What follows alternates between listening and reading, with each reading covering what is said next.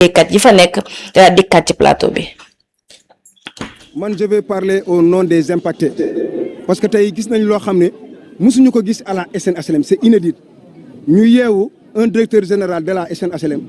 licencié ay cadres si licenciement boo xam ne tegu ko fenn lu dul si à des fins politiques et machiavéliques pourquoi ma koy wax parce que yow munoo recruter 8 personnes di dàq 9 personnes yow munoo évoquer comme motif nga ne la boîte a des problèmes d'argent au même mois yow nga recruter benn secrétaire général recruter ñaari directeur recruter 4 assistantes ñu ne déet nga jël une semaine dem voyage États-Unis ak sa staff ñu ne déet ñu am fii nii une grande salle boo xam ne fii la ñuy defee suñu conseil d'administration yi nga bàyyi ko dem def conseil d'administration fële ba Mbour ñu ne déet nga ne yaa ngi def colonie mais kooku ban motif xaalis la am amuñu motif xaalis bu ñu amuloon motif xaalis duñ ne ñu ne ñun tey def nañu benn bénéfice 286 millions kon moom tey lu mu bëgg dóor doom làq doom la bëgg. jërëjëf Régi waaye Boury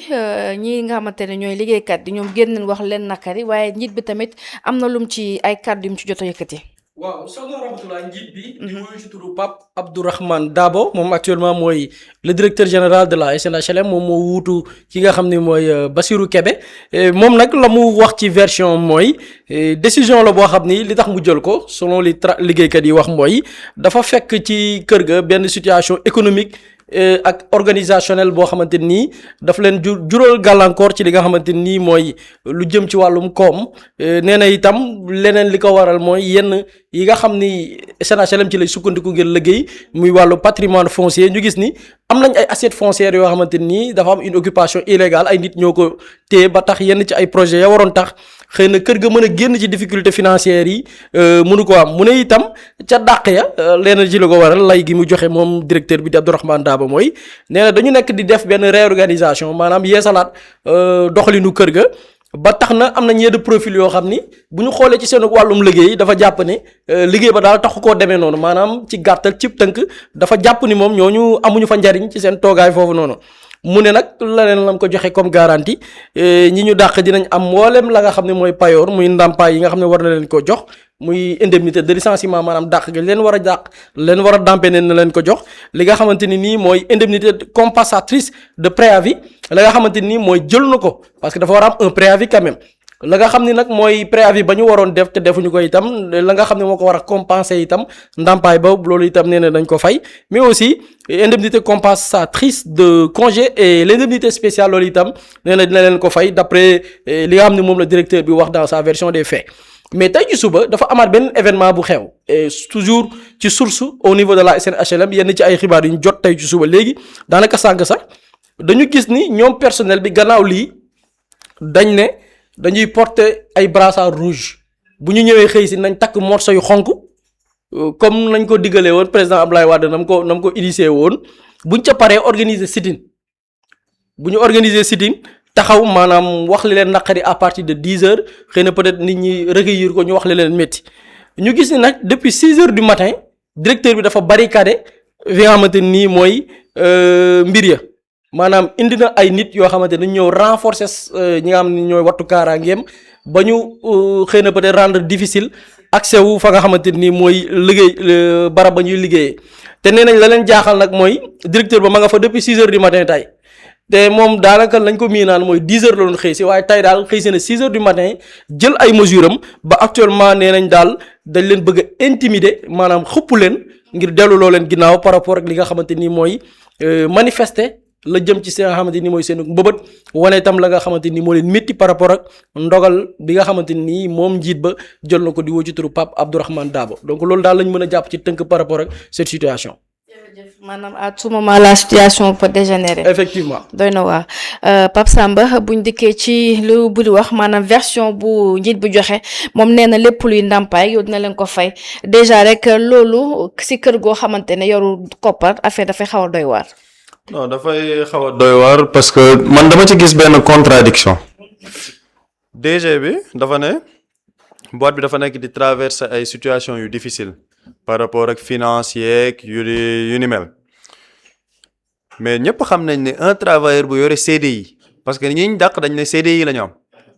un travailleur bu am CDI boo koy dàq indemnité yu bëri lay nekk surtout bu fekkee ni daf la topp pour licenciement abusif ñu ne la 9 cadres lañ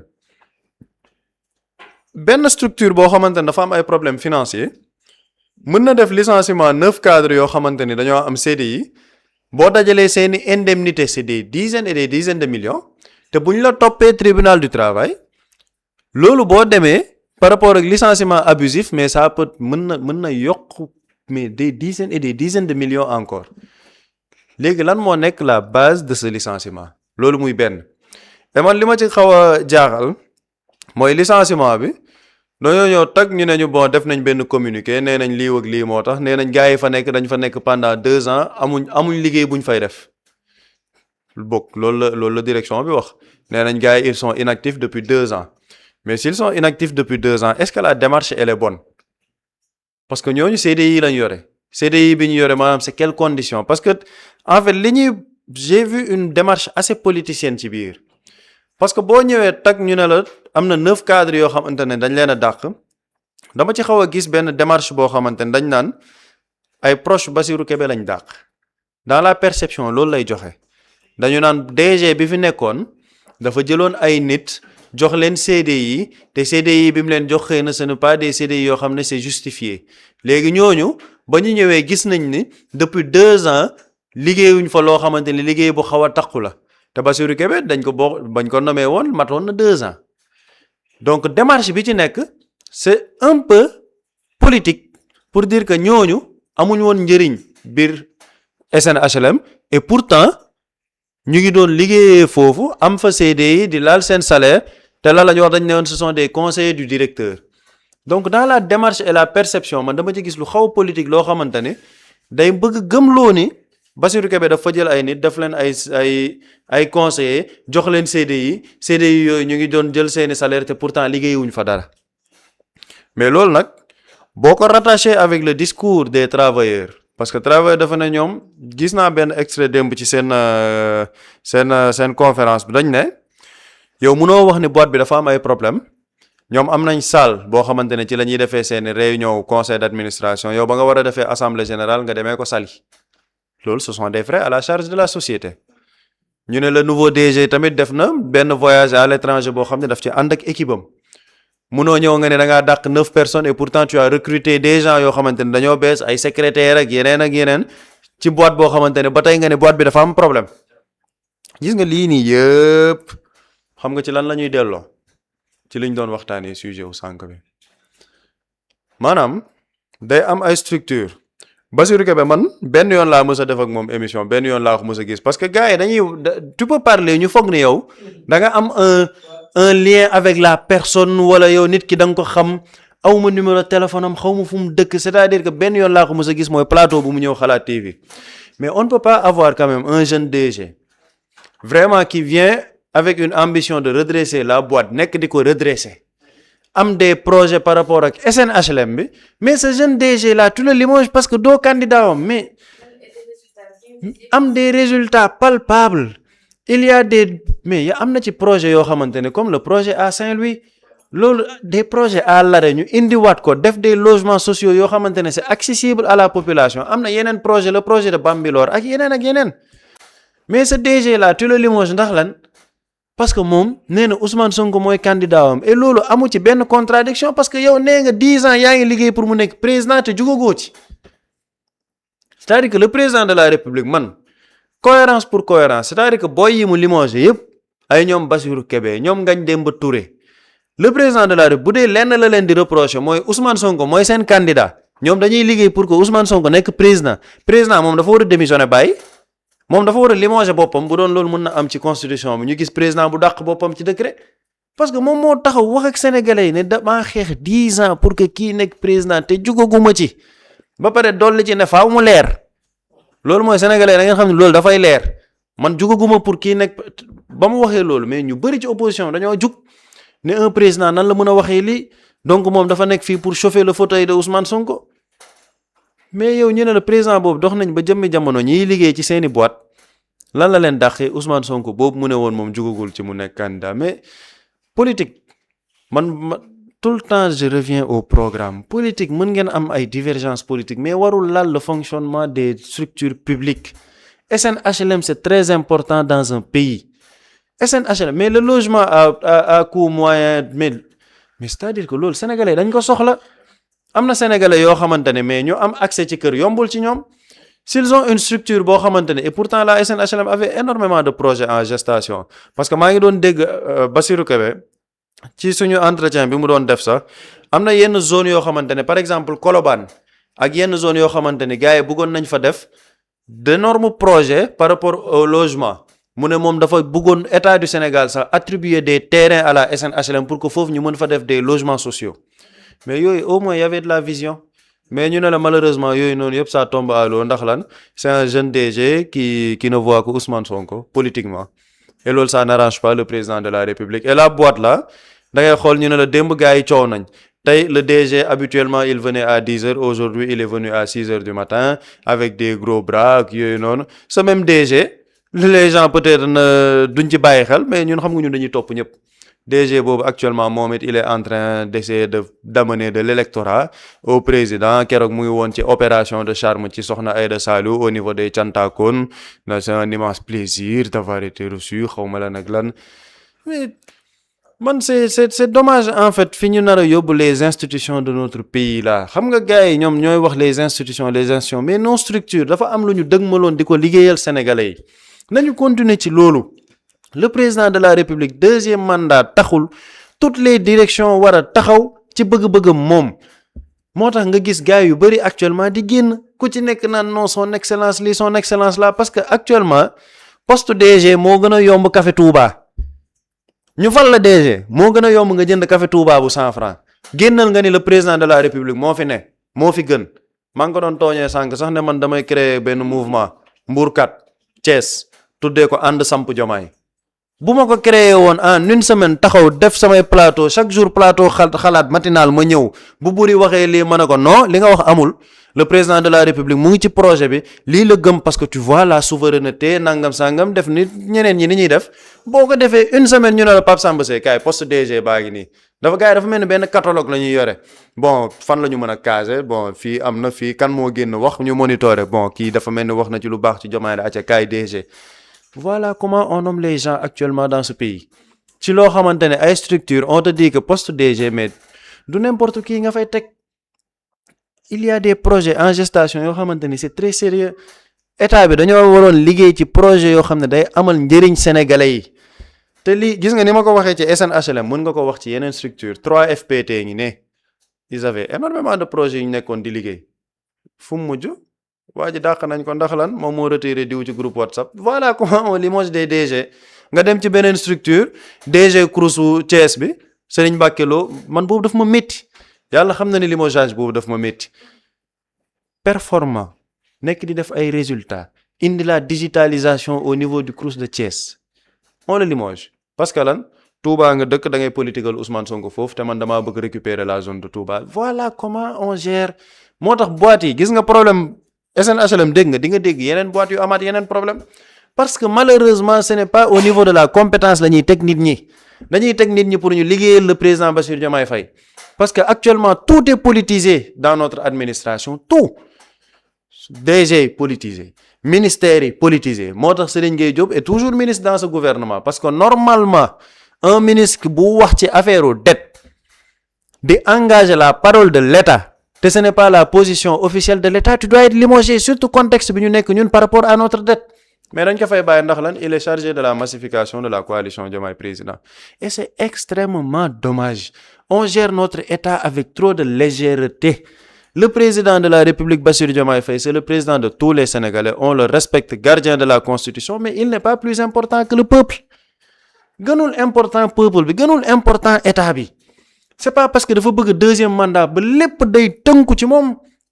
ba structures yi di liggéey léegi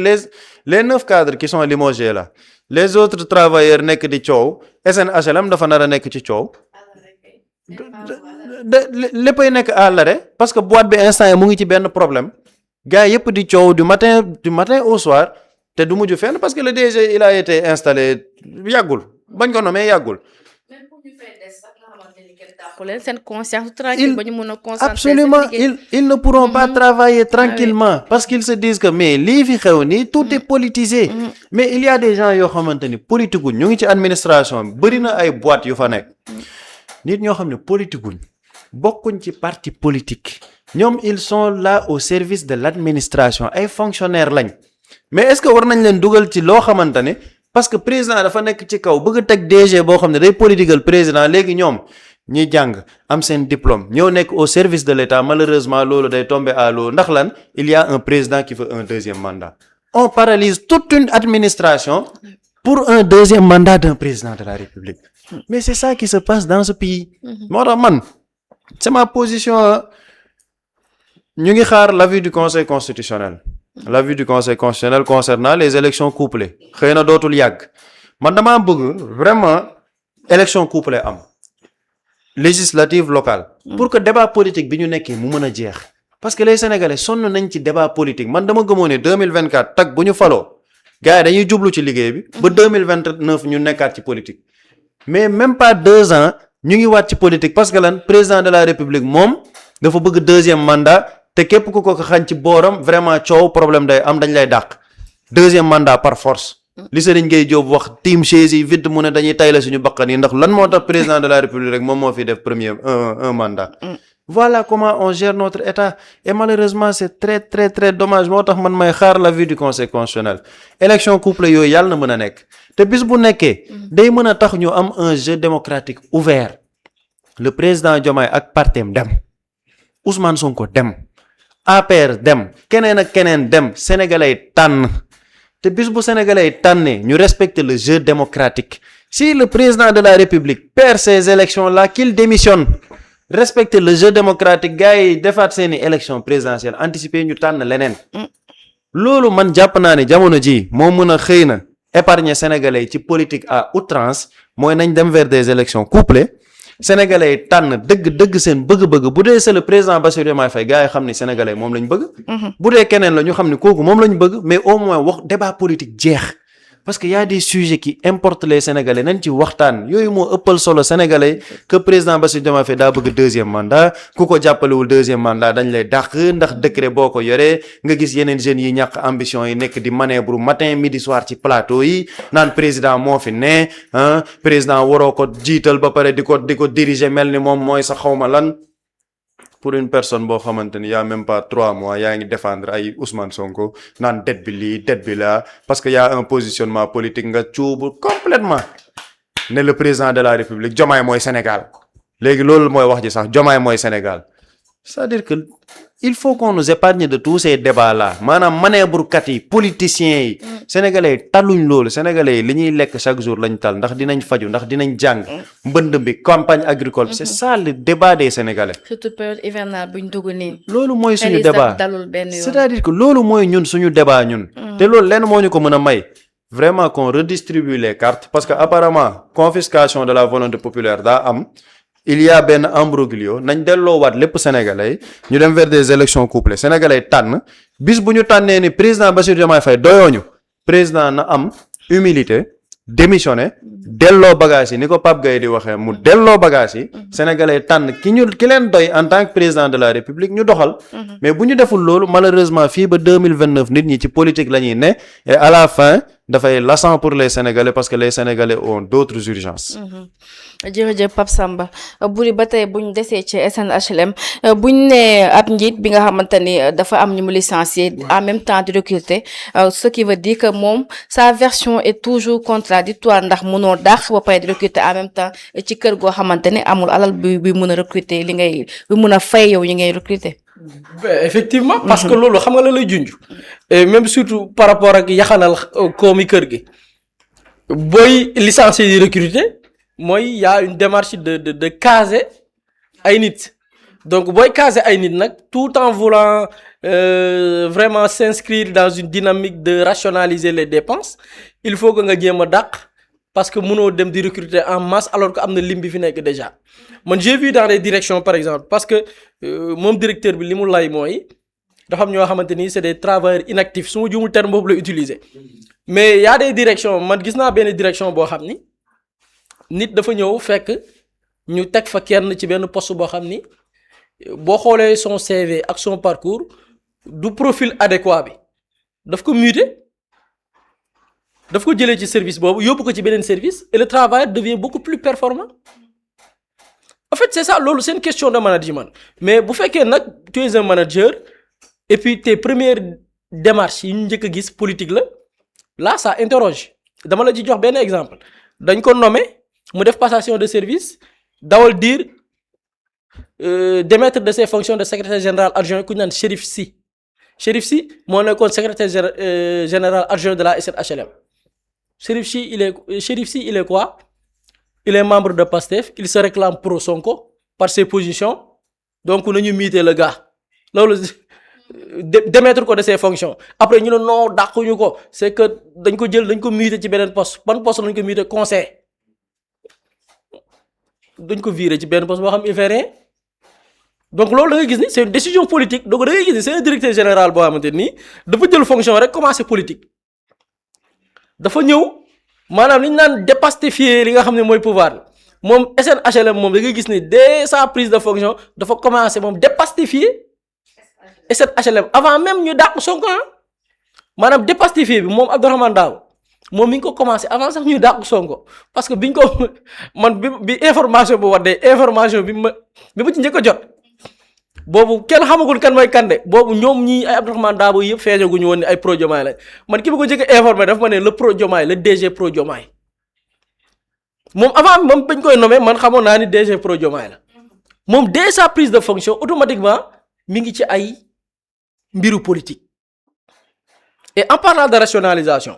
xam nga da nga junj di recruter ay nit di dàq ay nit dafa am leneen li travail kenn ci liggéeykat yi wax muy par exemple organiser na benn rencontre xam nga biñ ñëwee gars yi biñ ñëwee jël le pouvoir dañ ne nañu rationaliser tey plusieurs services am nañ ay bureaux pour des réunions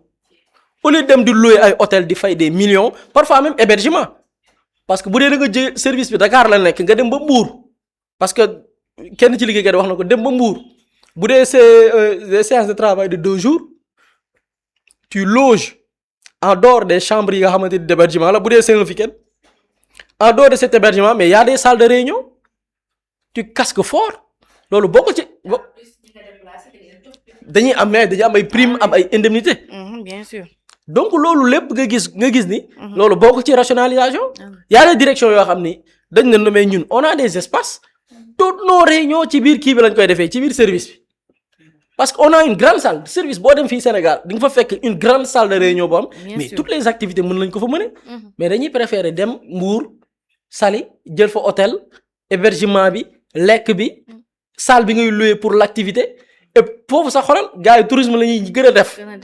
parfois seen genre activité yooyu gars yi dañuy noos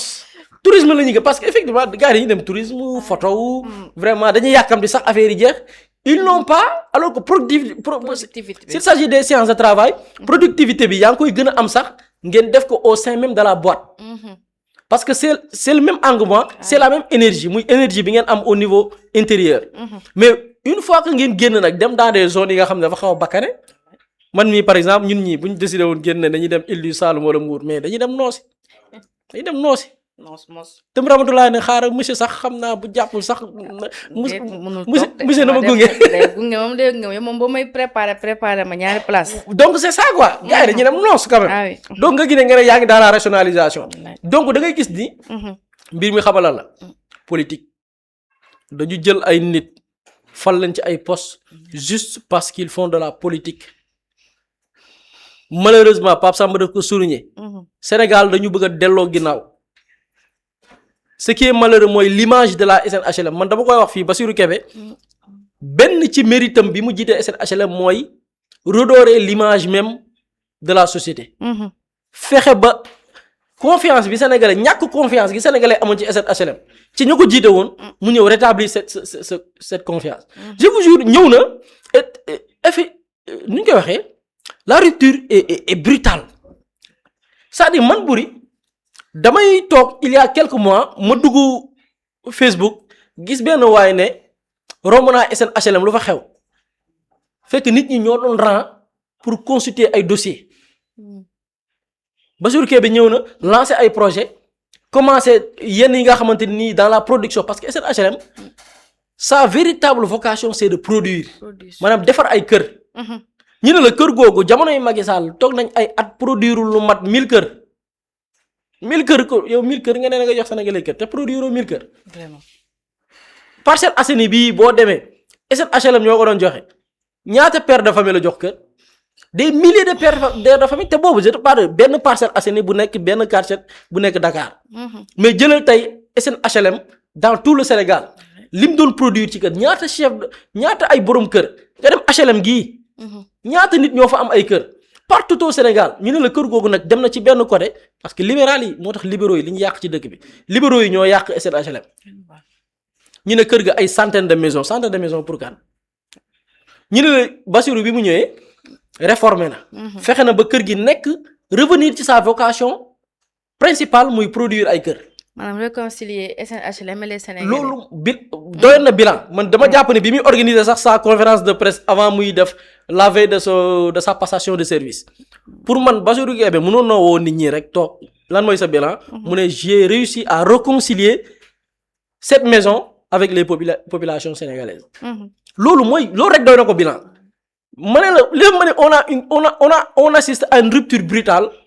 damay dugg Facebook gis benn waaye ne romb naa SNHLM nit ñaa ngi rang pour defar ay dossiers. parce que dañu amaat confiance ci kër gi. ah bien sûr. en l'espace de 3 mois. ñu ne kooku doon waxoon la romb naa nit ñi di rang pour defar ay dossiers. mu ne la rombaat naa SNHLM ñu teg fa ay gros bras ña ngay xeex ak liggéeykat yi voilà. voilà le résultat boo doon résumer situation bi lii la. Il y avait une dynamique bu ñu nekkoon ñu casser cette dynamique indi dynamique de crise te dynamique de crise bi arrêté wul de xam nga dynamique de crise en fait politique moo lal xam nga tàmbali nga génn ay jinaxu nawet yu commencé génn fan yi gis nga leen fan yi am na ñenn ñu commencé jox ay éléments de langage jox leen ay dossiers après xam nga fan la ñuy demaat. Bassirou Kébé dañ ko collé motif nañ ko tëggal ay dossier wala même bu ñu ko mënta tëggal ay dossier sax nañ ko créer coow comme coowu Jean-Michel bi rek. c'est-à-dire c'est des dossiers yoo xam du am palpable mais dañuy susciter des scandales. te xoolal scandales yooyu na Sénégalais am seetlu même profil yi ñoo koy porté. muy les larbins. les suceurs les chasseurs de primes des journalistes astaghfirullah entre guillemets ñuy woowee seen bopp journaliste mais des alimentaires ay nit yuy toog ci télé naan fayaguma sama location de dinañ ma génne ces gens xool na gars yi jàng les mêmes personnes ñooy angu dossier Jean-Michel les mêmes personnes après ñooy anguwaat dossier Bassirou Kébé lan moo ko lal politique comme que gars yi bañ nañ ni man ànduñoo ak ñun nañ leen créer des dossiers xam nga dossiers yooyu lan la coow loolu lan la pour faire comprendre parce que gars yi dem ci élection bëgg bëri bañ bëri léegi il faut faire croire aux Sénégalais que même ñii génn sax jubuñu maanaam même yéen Sénégalais bu ngeen yaakaar ni ñii ñëw 2029 changé dëkk bi dóor ngeen seen loxo ci ëkk parce que ay nit la ñoo xam ne biñ fi yoree pouvoir lii ak lii lañ fi def commencé nañ di sànni ay éléments commencé nañ ko de démb gis naa benn janaxu nawet bu génn toujours dans ses œuvres sale boulot dossier bu salte bu ne moo koy am ci góor boo xamante ni yow bu amoon beneen qualification bu ma sañ a wax en direct ma jox la ko yow noonu ngay def suceur nga chasseur de prime nga gëmoo tous ces gens là la ñuy jël jox leen des dossiers commencé nañ am na médias yu ñu koy waxee am na ñu leen di dékk des micros après ils vont trouver fan yi di nga gisaat ay une journaux yu bari xëy 10 journaux ñëpp xëyandoo def même une bi lii lépp ma ne lan moo ko lal politique on va vers une dynamique boo xam ne dañ ne ok même ñi génn sax jubuñ c'est ça élément de langage bi loolu la même ñi génn sax li leen dénkoon dañ fa def ay mbir su ko defee loolu la ñuy utiliser plateau bu ñu dem ne xool leen diw di jaay di jaay set di jaay transparence biñ ko dénkee nangam lii ak lii la fa def yooyu la ñuy bëgg a jaay sénégalais na ñun kan la ñuy wóolooti te ñoo toog ba bu sénégalais yi toogee ba nag mooy musiba lii mooy l'effet recherché. Mouslay Immo Sénégal moo ñëw taxawu leen indi ay saafara ci jafe-jafe yi ngeen di dund ci wàllum immobilier yow mi bëgg a jënd terrain yow mi bëgg a jënd kër wala tabax jokkool ak Mouslay Immo da nga am sa kër bëgg ku la ko terrasseel wala nga am sa tool bëgg ku la ko lotiseel defal la ko ay terrain Mouslay Immo daf leen koy jàppandil gunge leen ci anam gu mucc ayib ku am sa kër itam te nekkoo ci biir réew mi bëgg ku la ko toppatool gérer la ko Mouslay Immo moo ci gën a gaaw gën ci wóor yow mi bëgg a defaraat sa kër wala nga bëgg a toxu te bëgg ku la ko nettoyer ba sax nga bëgg a defar plan architecte plan béton armé wala nga soxla ay conseil ci wàllum immobilier contactel Mouslay Immo Sénégal ci 77 887 25 13 77 887 25 13 man ngeen itam abonné ci seen YouTube bi di Mouslay Immo Sénégal ngir yeneen i xibaar ak Mouslay Immo Sénégal jaaxle jeex na ci wàllum dëkkuwaay. Quand l'immobilier devient une évidence, contactez-nous.